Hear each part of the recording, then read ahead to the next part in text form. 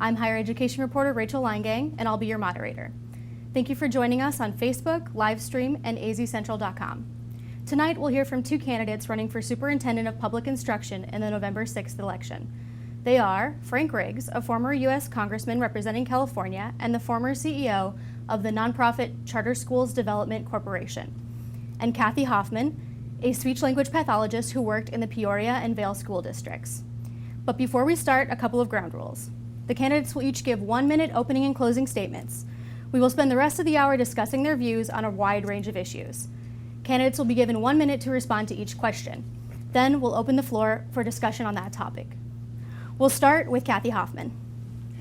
Good evening. My name is Kathy Hoffman, and thank you for joining us tonight. My journey into politics began last year when I realized that our elected officials were failing me as an educator as well as failing our students. I have worked my entire professional career in Arizona's public schools, and as a speech therapist, I've worked with students from all backgrounds, including students with developmental disabilities, students with learning and reading difficulties, as well as students who are gifted. As an educator, I know that Arizona's future starts in our schools, and only through investing in public education can we take our state from the bottom to the top to become leaders of academic success. Thank you again, and I look forward to sharing more of my ideas with you tonight. Mr. Riggs? Well, thank you and good evening, Rachel, and ladies and gentlemen, Ms. Hoffman. I'm Frank Riggs, the Republican candidate for Superintendent of Public Instruction. I have a 30-year-plus record of executive, educational, and legislative leadership that ideally prepares me to perform the job of Superintendent of Public Instruction, which entails providing the high-level executive leadership of the Arizona Department of Education and its 700-plus dedicated employees in the core mission, which is to implement and administer all state and federal policies and programs for K-12 education, and to manage the $10 billion in local, state, and federal funding that we spend on K-12 education annually in our state. I'm a proud Army veteran, a former police officer, a former elected 5-year school board member, including 2 years as the school board president. I was the founding president of Arizona Connections Academy, which is a statewide online accredited K-12 school with a great 15-year track record. And as a U.S. Congressman, I was chairman of the House of Representatives Subcommittee on Early Childhood, Elementary, and Secondary Education. So to start off with, for you, Ms. Hoffman, what do you see as a superintendent's job? Well, many things. Of course, it is to run and lead our Department of Education, but to be a leader of the Department of Education means to be a leader for all of our public schools, both traditional district schools as well as charter schools. And as an educator, I have seen firsthand what is happening in our classrooms. I strongly believe that it's one thing to be writing the policies from a high office, and it's a completely different thing to see the impact of these policies in the classroom. And that's the type of voice that I will bring to the Department of Education, is talking about what is actually happening in our classrooms, what our teachers need, what our students need. As someone who's worked in special education, I've also worked in a Title I school. I've worked with some of our most marginalized and vulnerable students. And I will always be an advocate for making sure that all of our students, no matter where they live, no matter if they're in rural Arizona, in Mayer, or out in Aguila, or if they're right here in Phoenix, I will make sure that all of our students have a high quality public school education. Mr. Riggs, same question? Well, the Office of Superintendent of Public Instruction, a constitutional office created at the time of statehood. It is a political elective office, obviously. I spoke to one part of the superintendent's responsibilities in my opening remarks, but the other part is to use the office as a bully pulpit, what I call the soft power of the office, the power of persuasion, to be the chief advocate for parents, students, educators, the business community, employers, and last but certainly not least, taxpayers in general. I have a proven legislative track record. I'll be able to influence policy and legislation, and that is, by the way, is a good thing, not a negative thing. As a U.S. Congressman, I was the principal author and sponsor of legislation on vocational technical education, what today we call career technical education, on special education, the Individuals with Disabilities Education Act, on charter schools, and I was highly effective in that role. I was recognized by as the National and California Head Start Legislator of the Year, and I received an additional award from the Association of Special Education Administrators for my dedication to children with disabilities. Any discussion? Absolutely. I mean, as you know, Rachel, we have seen what has happened over the past 2 decades of only having career politicians in the role of superintendent of public instruction. And frankly, what we have seen most recently from our current administration, from our superintendent, Diane Douglas, is an attack on teachers. In fact, when teachers became so frustrated with the inaction of our legislature that they walked out, where we had tens of thousands of teachers at the Capitol demanding action, she threatened to punish teachers. And that's exactly the type of leadership in this state that must end, and that's why it's critically important for our students to have an educator in the role of state superintendent. Mm-hmm. Well, I appreciate Ms. Hoffman's commitment to education. I have the highest regard and respect for the education profession, especially classroom teachers. But 2 years teaching preschool and 2 years as a speech pathologist does not a career make. Wait, in fact, let's keep it completely excuse me, accurate. we're not going to insult tonight. No. We're not going to insult and interrupt tonight. Wait until he's finished. Yes, that would be and the then courteous we'll thing to do, would it Well, not? we need to be accurate about my teaching I agree. history. But you'll have a chance to respond. ahead. The courteous thing would be to let me finish, which Go ahead. which is, by the way, in our forums, is an increasing tendency of Ms. Hoffman, which is to interrupt in midstream. As I was saying, let's just set aside for a moment that her whole question and how she loves to throw around the term career politician. So let me just, again, state for the record, I served 3 years in the United States Army. I served 7 years as a police officer. When I was Ms. Hoffman's age, I was working full-time as a sworn police officer. I served 6 years in the United States Congress. I served 5 years as an elected school board member. I served 2 years as a founding charter school board president in a volunteer capacity.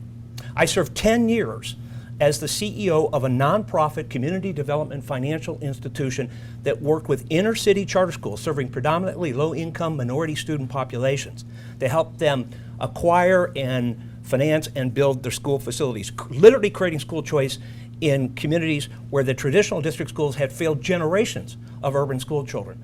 She has to label me the establishment politician because she has absolutely zero, none, zip, nada leadership experience in any capacity in education or any other endeavor. Ms. Hoffman.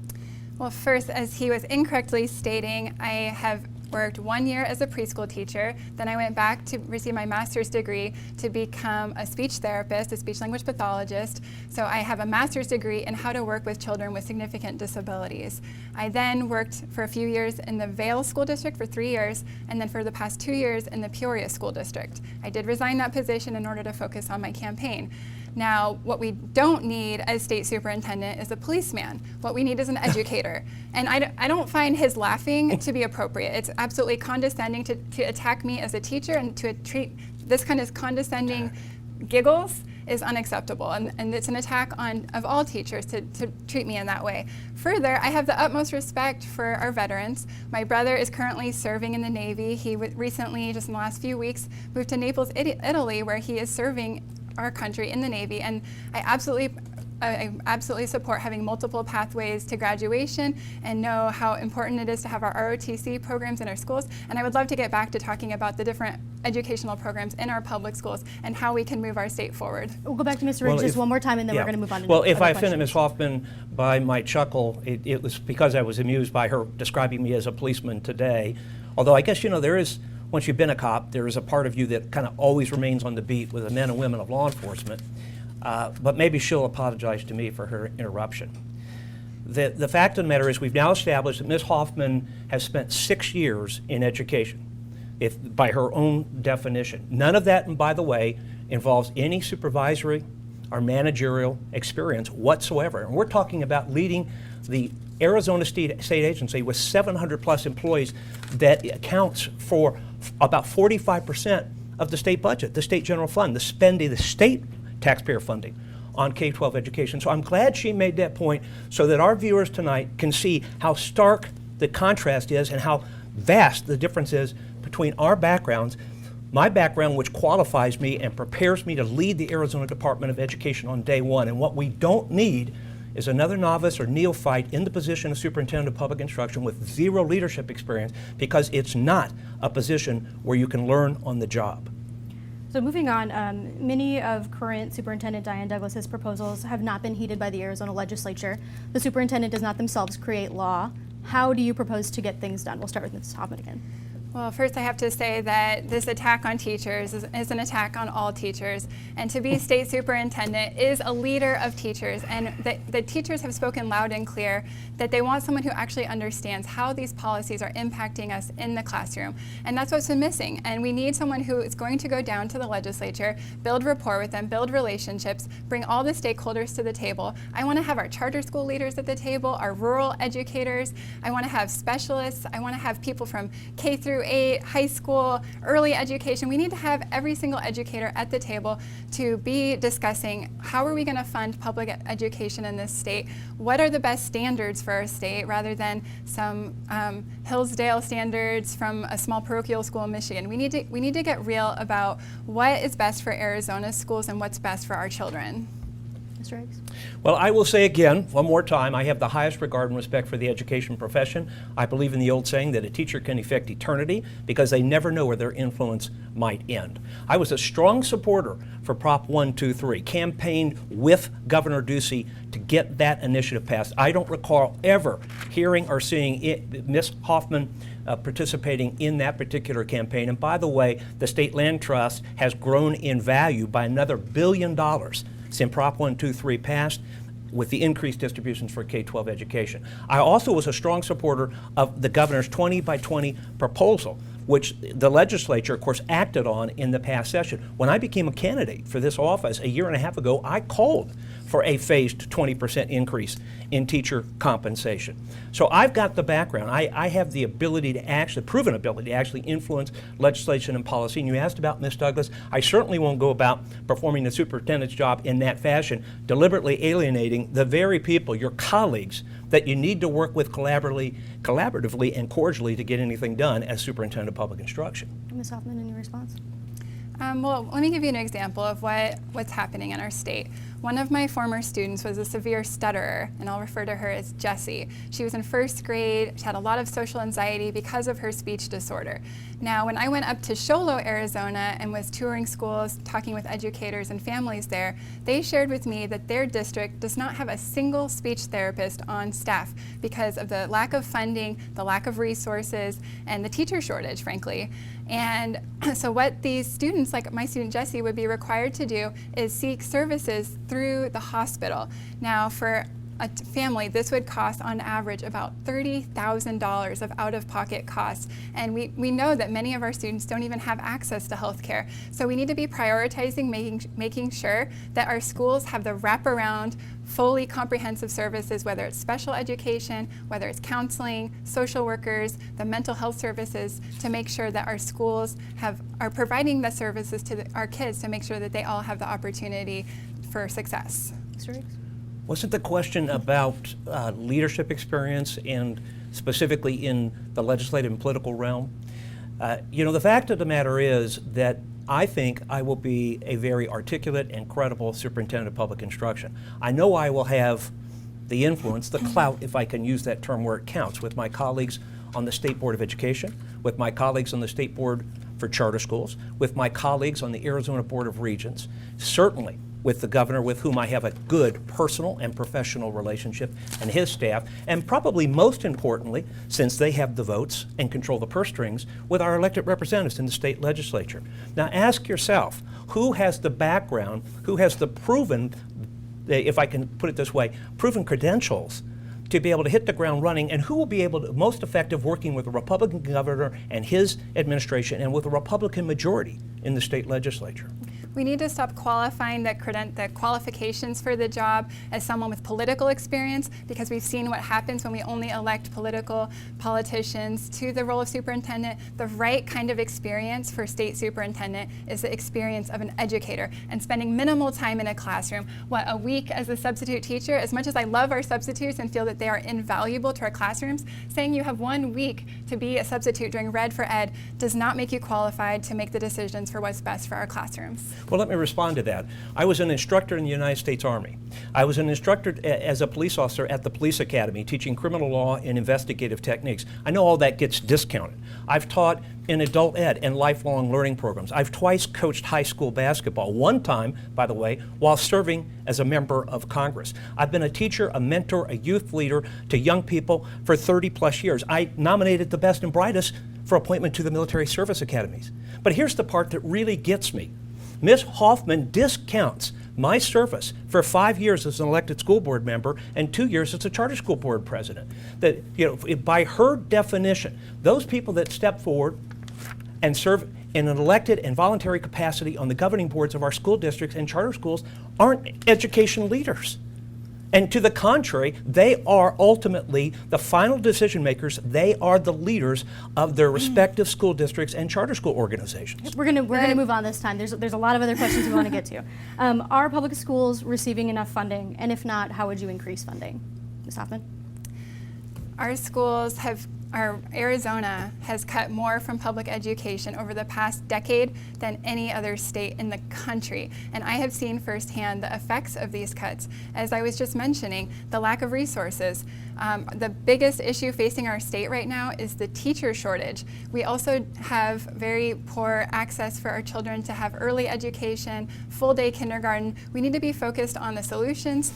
I'm a huge proponent of expanding our career and technical education in our state. I've been out visiting schools. We have career and technical programs where they're teaching kids graphic design, coding, mechanical skills to be working on airplanes. I'm thinking about the careers of the future. I'm thinking about who's going to be flying our drones to check the railroad tracks, or who's going to be doing the mechanical work on our self-driving cars. And so we need to be thinking about what skills are needed for the next generation of our kids. And right now, our funding is not adequate. Well, let me just point out, because of Prop 123 and because of the 20 by 2020 plan, Governor Ducey and the Republican majority in the state legislature have put $2.7 billion, that's billion with a capital B, in additional funding into K-12 education over the last 4 years in the governor's first term. The governor is on record as saying that we will continue to grow our state economy, and by growing our state economy, we will increase revenues to state government. We will have more discretionary funding to spend on K-12 education. But the governor and the legislature have taken huge strides. And here's the thing that just absolutely amazing to me. That there are those on the left, because that's where they are on the political spectrum, who absolutely believe, will in every instance insist that the perfect has to be the enemy of the good. That perhaps explains why not one Democrat in our House of Representatives supported the 20 by 20 plan and the 10% increase in the current state and fiscal year for K-12 education, which, by the way, most school districts and charter schools have used to directly increase teacher compensation. So I want to be clear here. I'm looking for specifics. If you want to increase education funding, how are you going to do that? Does that include a tax increase or some other mechanism? For both of you, it sounded like you want more money in schools to some degree. What does that look like?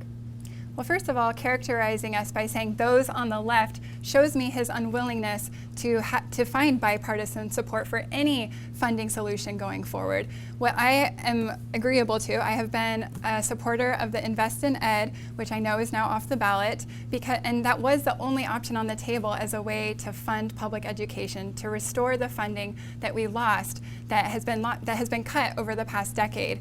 Now that that is off the ballot, I am open to other suggestions. I'm open to looking at different tax increases. I'm open to looking at Prop 301. I'm open to any discussion as long as we have all the stakeholders at the table, which would include our business community leaders, our educational leaders, school board members, because I do respect school board members despite whatever he's trying to say that I don't. We need to bring our educational leaders to the table along with our legislators, along with our governor, because no matter whether it's a Democrat or governor in that position, I will work with them and make sure that I'm prioritizing bipartisan issues in our state. Mr. Riggs?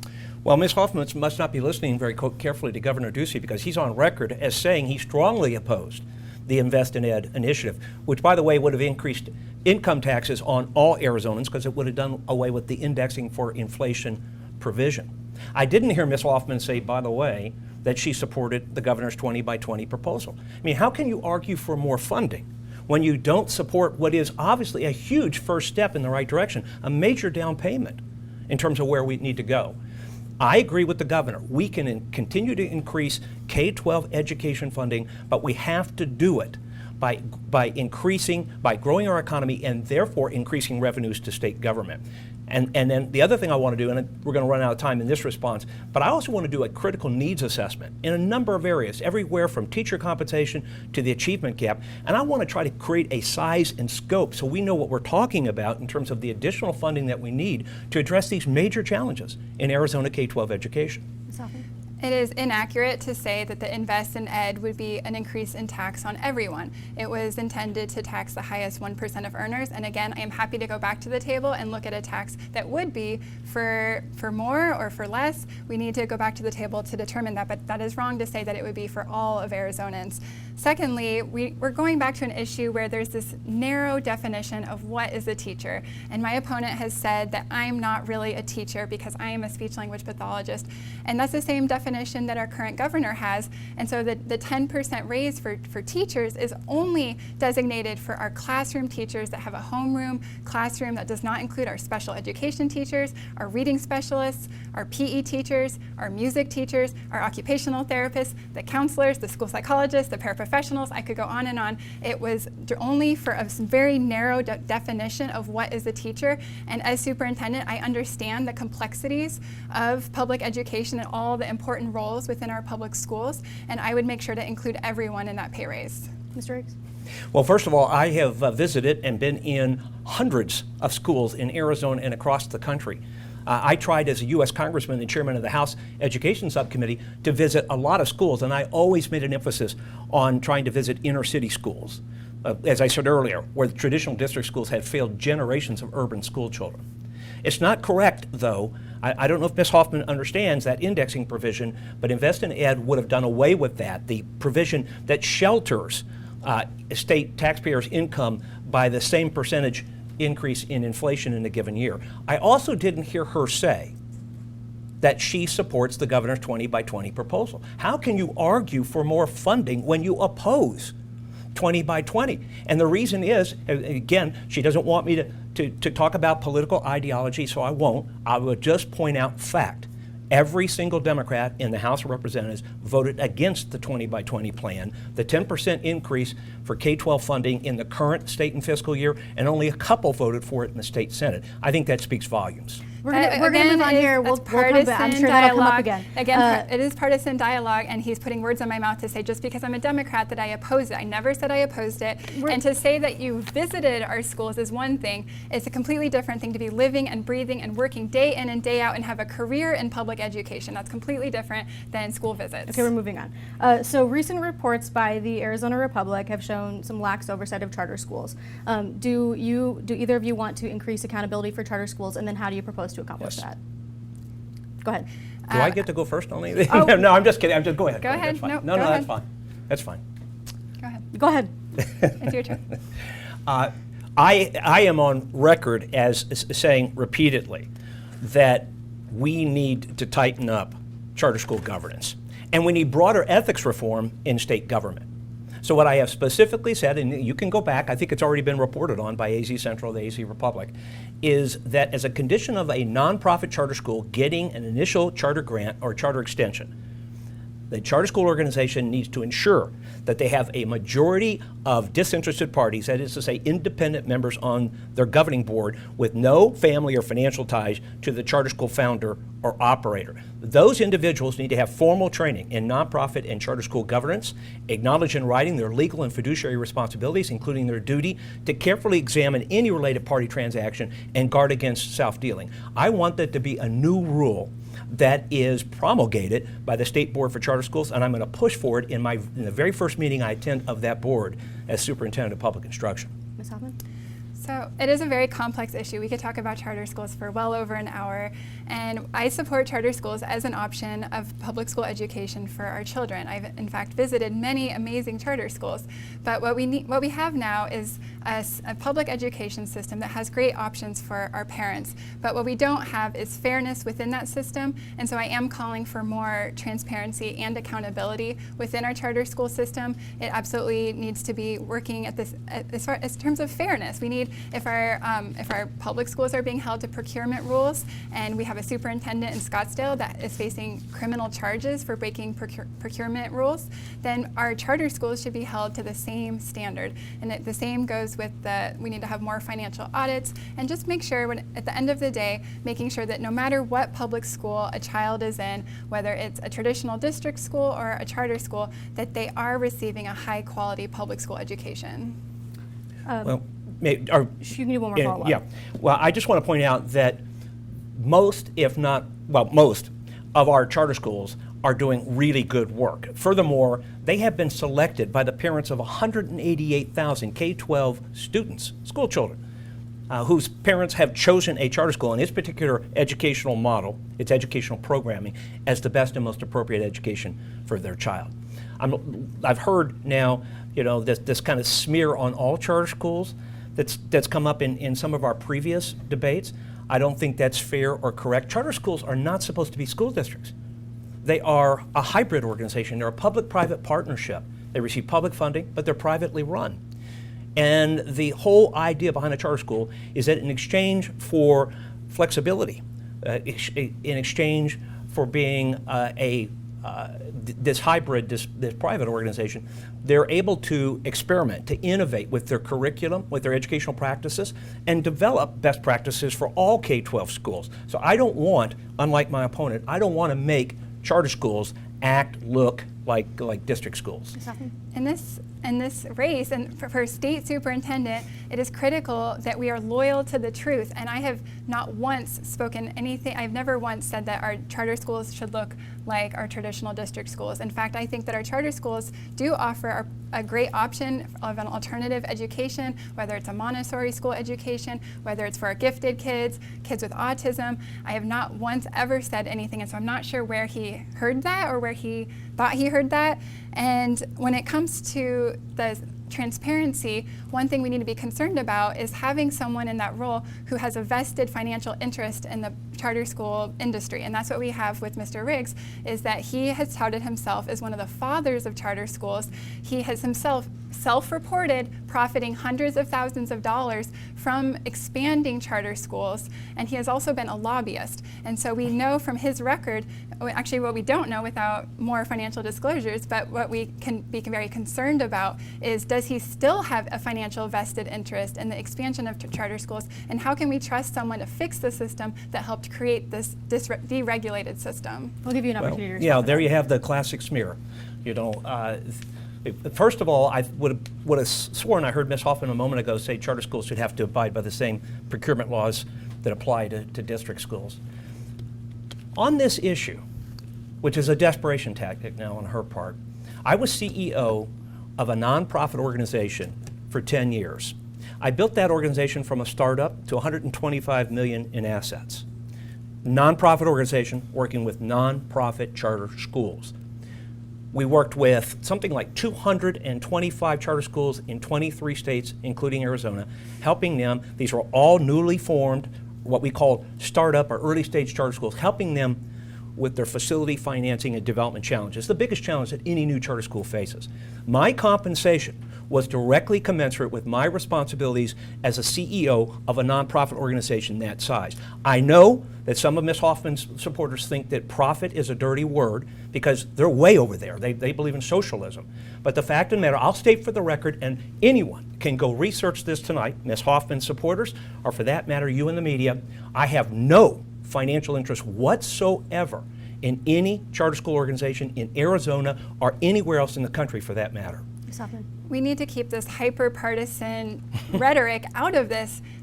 I'm completely at a loss when he makes these types of partisan accusations at me in a time when we've had such divisive policies in our state, and not just in our state, in our whole country, that we need to be coming together. We need, again, bringing all of the charter school leaders and the district traditional public schools together to find a solution forward, because at the end of the day, it's about how can we improve public education as a state and make sure that all of our children, no matter if they're in special education, no matter what district they live in, no matter what neighborhood, make sure they have access to a high quality public school education. Moving on to school safety. No, I want to address the one thing We've there. done 2 rounds already. We're going to move But on. I have You can come back to it. Okay. How do you propose to keep schools safer and prevent school shootings? We'll start with you, Mr. Riggs. Okay. Well, first thing I want to say, again, that's classic political tactic, raise the inference or make the insinuation, and then when your opponent directly rebuts your accusation, then claim it's a partisan attack. It's classic. Yeah, very, very skillful political finesse for a first-time candidate. The fact of the matter is our schools are soft targets, and especially when students are congregating before or after school, we know that the Parkland shooting took place after school during busing and dismissal. So we need to do a comprehensive security survey of all of our campuses across the state, and I want local law enforcement to conduct those surveys so that, again, this goes back to what I was saying earlier about doing a critical needs assessment. As a former police officer who's proud of my service, I also support the idea of school resource officers working in our schools. Ms. Hoffman, in a tweet that I'm assuming is still on her Twitter feed, said on August 3rd, we should not increase school resource officers because we know, quote, discriminatory practices don't stop at the schoolhouse door. That was a direct slur against law enforcement officers, suggesting that somehow a school resource officer would discriminate against minority students. As a former law enforcement officer, I know law enforcement officers are colorblind in the way they perform their duties, and she really ought to apologize to the law enforcement profession for making that demeaning comment. Ms. Hoffman. First of all, no one is colorblind. And discrimination can exist in any corner. It can exist in this room, it can exist in a school. We know from data, we know from research and evidence that our students of color and our special education students are punished at a 4 times greater rate than typical students. We know they're punished by losing their recess time. They have in-school suspensions. They are expelled at a much higher rate. And so to say that we should be colorblind and that there's no discrimination in our schools is shocking, in fact, coming from anyone with that type of experience. And when I hear about expanding SROs, my question is, where is that money going to come from? Who's going to pay for more SROs in our school? Does that mean if we're hiring 10 more SROs that we're going to fire 10 teachers? We don't have the resources or the funding to have an SRO in every school, and we know as a country that the cost of school safety has been drastically increasing to the point where we, in 2017, spent $5 billion on increasing school safety measures. So I propose that we have more counselors and social workers to address the mental health needs of our students. Mr. Riggs. Well, so put our students and educators at risk because of a political bias against law enforcement. As someone who pinned on the badge, who took the oath to protect and serve, and who performed my law enforcement duties day in, day out, willingly putting my life on the line, confronting and arresting some very bad, even evil people, in a few situations, active shooter situations, I take great exception to the suggestion that somehow I had some sort of a bias as a police officer. And by the way, my wife was a police officer too. The fact of the matter is, school resource officers receive specialized training and how to work in a school environment. And the studies have all shown, contrary to what Ms. Hoffman's suggesting, she's citing one ACLU study, so let's go with the ACLU, but the objective data has shown that school resource officers have a proven deterrent effect. A uniform presence on a school campus is a proven deterrent effect. Furthermore, school resource officers, because I worked in schools as a police officer, can be role models, mentors, kind of, if you will, informal teachers and counselors. And again, they have a proven effect in reducing drug use and in reducing absenteeism and recidivism. To suggest somehow that school resource officers are bad, again, as far as I'm concerned, just shows a political bias against law enforcement. Ms. Hoffman. Let's bring it back to the classroom. One of my former students lived in a foster care home, and the first time I met him, he showed me bruises on his arm and told me that his mom does not love him. We have students who have been experiencing high trauma, whether that's domestic abuse situations or violence in the home. We have students across our whole state we have a fifth of our students living in poverty. What every school needs is a counselor, because it's our teachers that are the first ones to recognize signs of anxiety and depression. And we also need to address bullying in the schools. We need to address teen suicide and make sure that our children do not have access to guns in the home. I would much rather look at our comprehensive reforms to look at how can we make sure all of our kids are safe, no matter if they're in the school, in the classroom, or whether they're at home, or whether they're at the movie theater. We need to look at this more broadly, and again, make sure that every school has a counselor. That is a much greater need. Did you just come out in opposition to the constitutional lawful right of an adult to own and possess a firearm in their home? I said there should be safety measures. No, that's not what you said. That is what I said. No. Well, let's go back to the tape. No, you said that an adult citizen That's not what I said should at not all. have the He's putting words into constitutional my mouth. lawful That's right. not what I said at all. Well, That's I- completely false. I talked believe- about making sure our kids do not have guns in their hands, shooting themselves or shooting others. That's a completely different situation. And guess what? That is the responsibility of the parent, yes, not it is school. the responsibility of the parent. Right, That's so- what I'm talking about. We so need I- comprehensive reforms, I believe this not is my just time. school SROs. Well, you I believe asked me this a is my direct time. question. I know, and I let you respond. Okay. Briefly, both of you briefly. But I believe all I have to this say. shows a clear contrast between us. Absolutely. Okay? We don't need a Yes. police officer leading our public schools. Okay, this Okay. question, moving forward, I have one question just for I'm each not a of you. police officer currently, but I'll take that as a I have one compliment. question just for each of you separately with no opportunity for rebuttal here. So Okay. let's try not to crosstalk as we do this. So this question is just for Mr. Riggs. You've supported school vouchers in the past. Do you support expanding the Empowerment Scholarships accounts here in Arizona? No. And I've given, I think, very specific and concrete reasons why. But I will say I'm a strong supporter of parental school choice and empowering parents with the full range of choices. I believe that parents have a fundamental right, and the flip side of the same coin, responsibility to choose and direct their child's education. That right is codified in Arizona law under our Parental Bill of Rights statute. I don't think there's any higher authority than parents. I don't think any individual or organization has the right to declare themselves the education decider or gatekeeper for parents. That all said, Prop 305 is flawed. And I said that any expansion of our empowerment scholarship accounts, and let's not use the V word because vouchers are not permitted under the Blaine Amendment in Arizona law, but I said any expansion of ESAs should be means tested to give low-income parents priority and parity, because typically low-income families have fewer choices in their neighborhoods and communities. They're less mobile than more affluent families, so they're less able to take advantage of school choice. Ms. Hoffman, this one's just for you. You don't have any experience in administration. So how will you do this job as somebody overseeing a department? I feel like that's not a question that men usually get, and it's insulting to all teachers to say that teachers are not in the classroom leading day in and day out, leading their communities. As an educator, I'm quick to learn, I'm quick to micromanage, I know how to bring people from all backgrounds to the table together.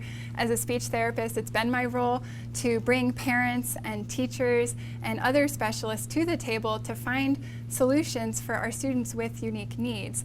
And the whole role of superintendent is to create the best learning opportunities in Arizona schools. And who is best qualified to determine and talk about what are the best learning opportunities in our classrooms but a teacher? And so I think we need to get away from a teacher not being qualified for being superintendent and talk about the real issue here, which is that we've been missing that voice of an educator in the top role for far too long, and that's what needs to change. We've alluded to the achievement gap. Low-income and minority students face disparities in education, proven by data from various sources. How will you close the achievement gap? We'll start with you, Mr. Riggs. Okay. Well, let me just say that a teacher who has executive leadership or managerial experience, or was a supervisor, or school leader, for example, has some administrative experience under their belt, certainly could, I think, would have the requisite experience to lead the Arizona Department of Education. But to the question, Rachel, I've talked about the achievement gap almost till I'm blue in the face. The achievement gap is evidenced by the fact that only 44% of our third graders recently scored proficient in reading, the foundation of all learning, on the state standardized test, the AZ Merit Test.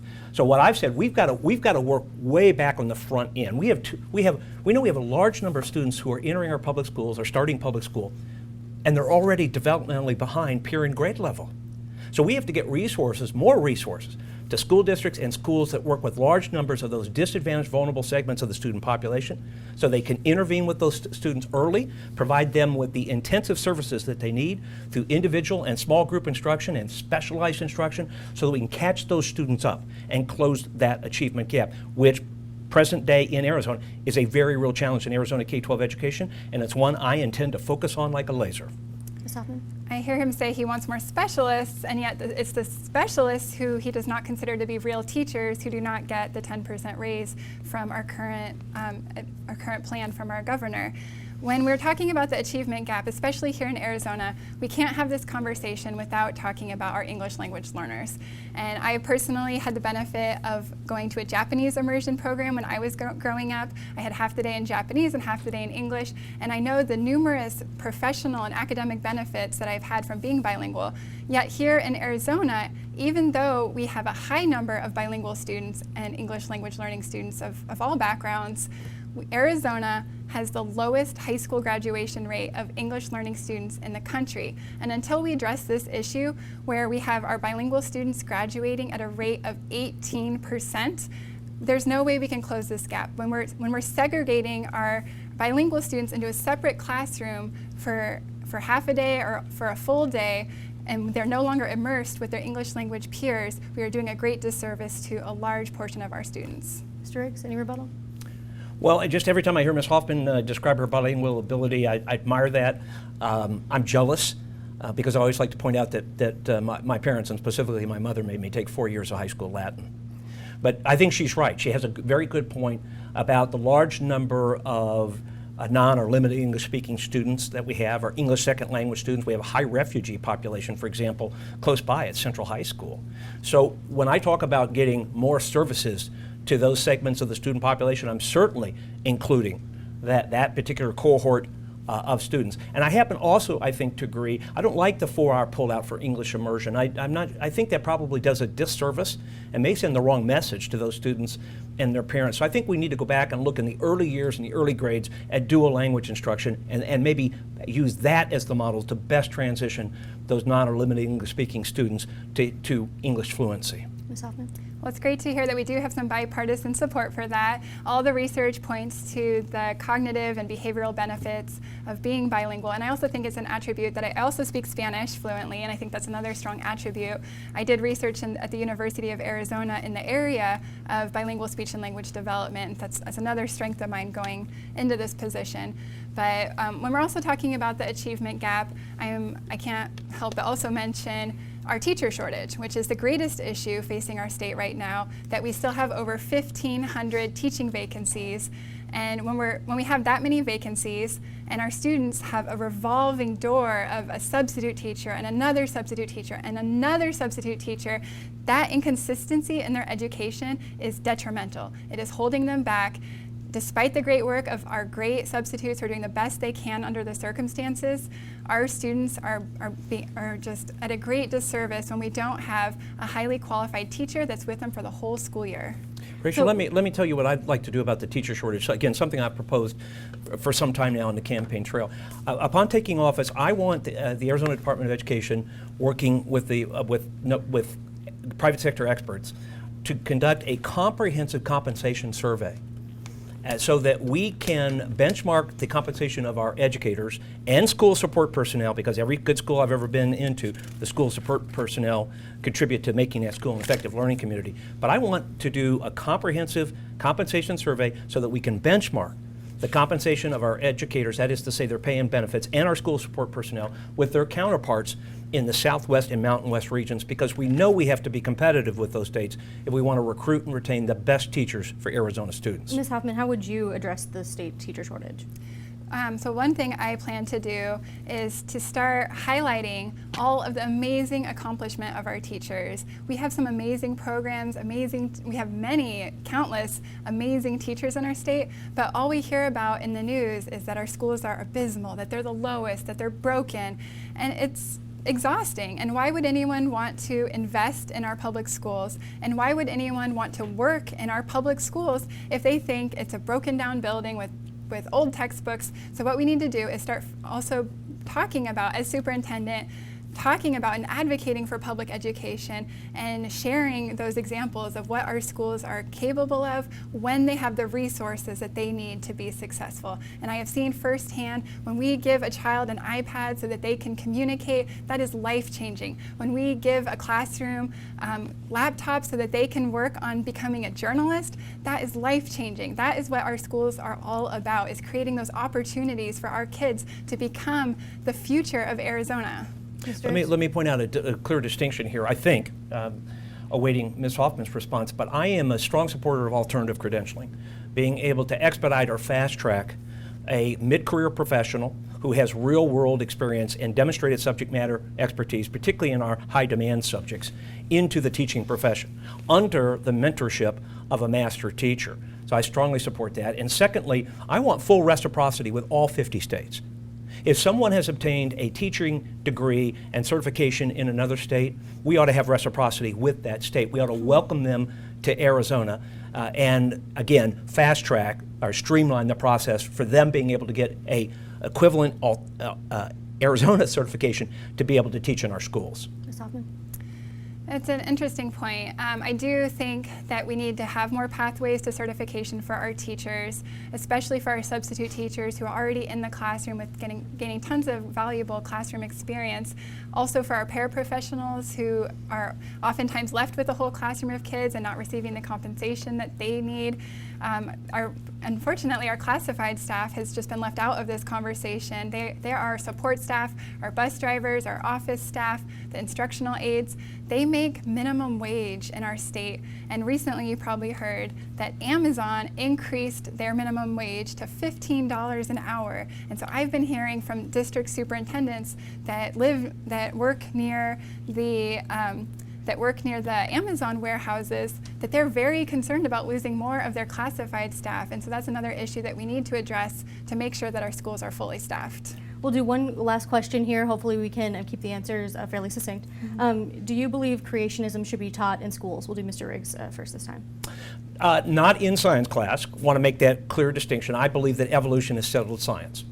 I have said on many occasions, though, that I think it's very important that our students, particularly our older students, where we're trying to encourage and instill creative thinking skills, that they learn about the great religions of the world, all of which are based on the belief in God or a supreme being. Why? Because those great religions have been the source, the catalyst for so much history since the beginning of recorded history.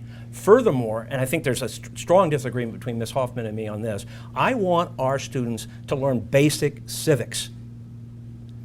The word God is in the Pledge of Allegiance.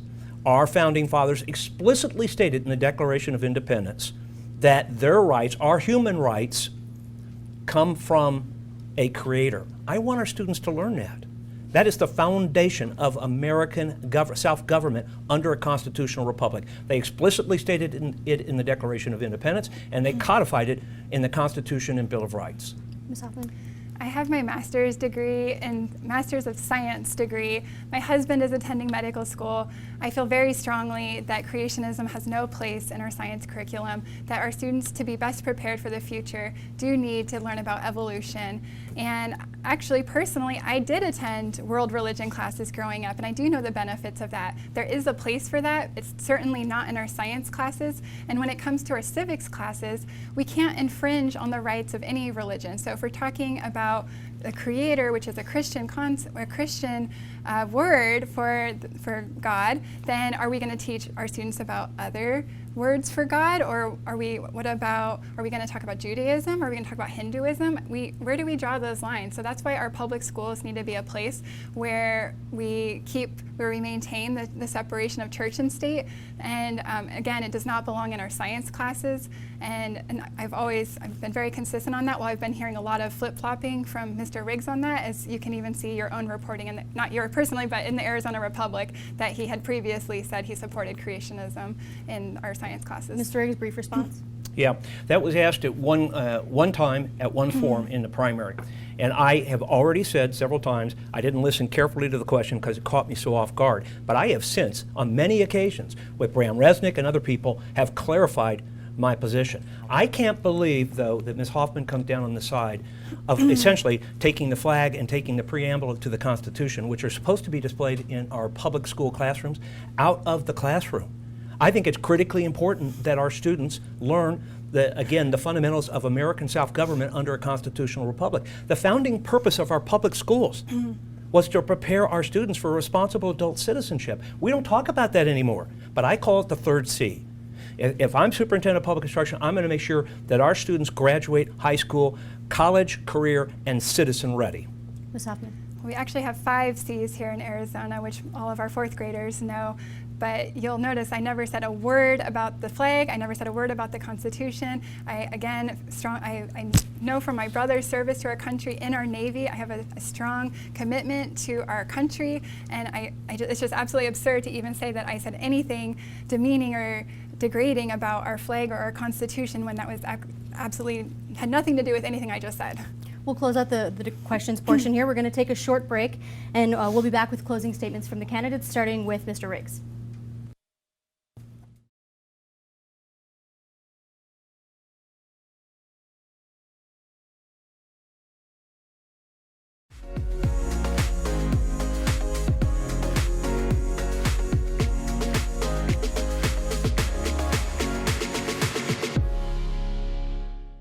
Well, we started taking a look at how charter schools run, how they're operated, and their finances, because they've just exploded. Charter schools have about 16% of the state's population for kids. They get about 27% of the state education funding. They play by a completely different set of rules. They may go out and hire private companies to run their schools, and a lot of times those private companies are the same people who founded the schools. Basis does have great academic scores here in Arizona, but they also spend their money in a very interesting way. The founders set up another company which also is named Basis, and they get a pretty big chunk of money, multi-millions of dollars of tax dollars that go to this company. Another way that charter operators make money is building their own schools, American Leadership Academy.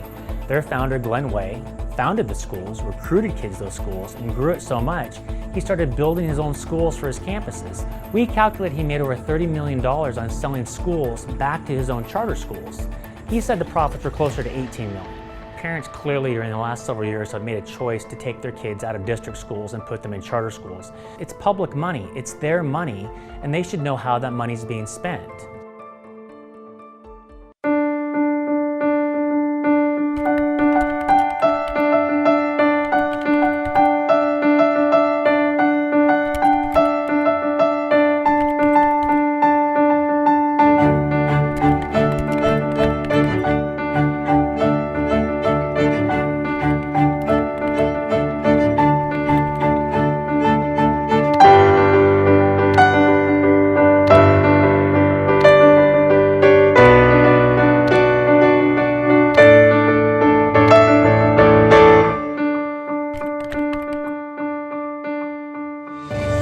Your life is complicated, but AZ Central is here to help find answers, to help solve problems, to make your life better.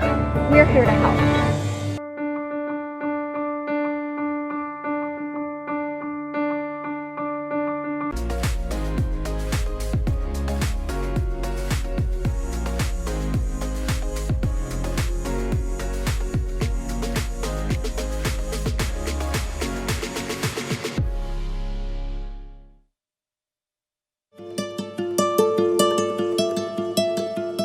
This is one of the great natural wonders of the world. And yet, at core, it's not natural.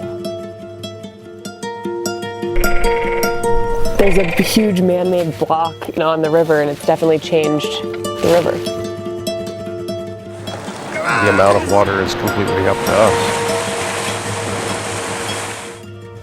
We have to manage nature. Yeah, we live in a world where we actually manage nature.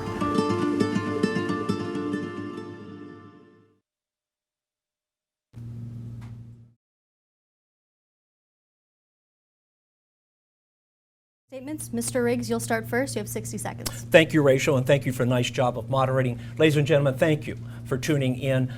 I think this has been I hope you agree, it's been a stimulating discussion that has highlighted the very real, very clear, and rather stark differences between myself and my opponent.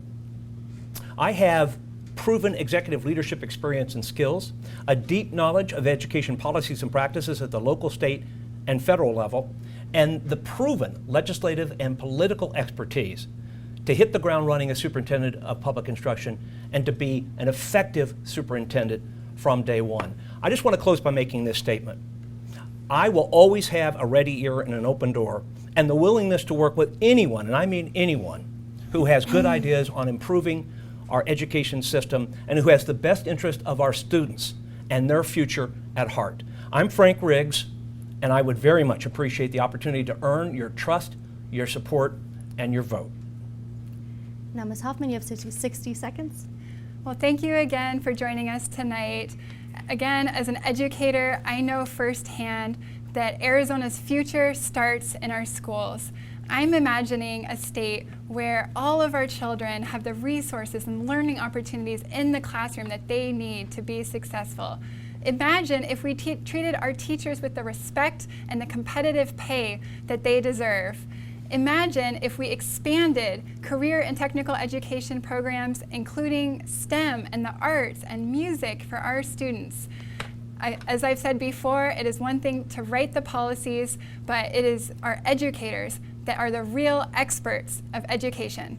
I thank you again and ask for your support and your vote for the upcoming election. Thank you. Thanks to both of you for being here, and thank you for joining us this evening for the Superintendent of Public Instruction debate. For coverage of education, head to azcentral.com. Thanks.